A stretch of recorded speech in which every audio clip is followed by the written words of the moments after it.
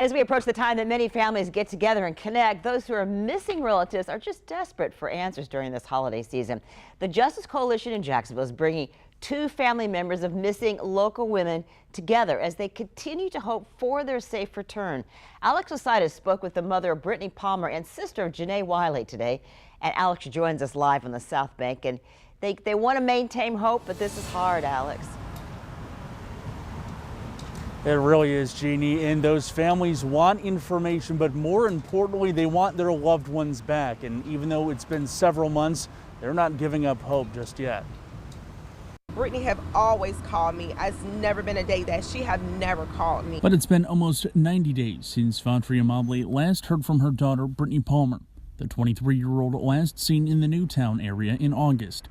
Mobley hoping for a Thanksgiving miracle that brings her daughter back safely. Joining Sharonda Wiley Friday, the sister of Janae Wiley. My sister was a very loving and caring person. The two had never met before, a tearful embrace that needs no explanation.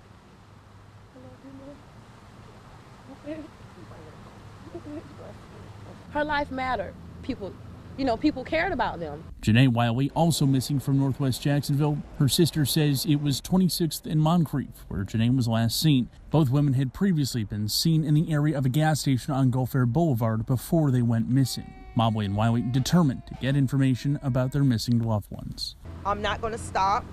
I'm going to always keep looking and searching.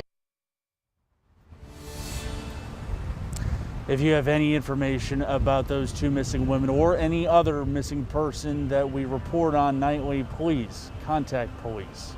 Reporting, Alex Osiris, First Coast News, on your side.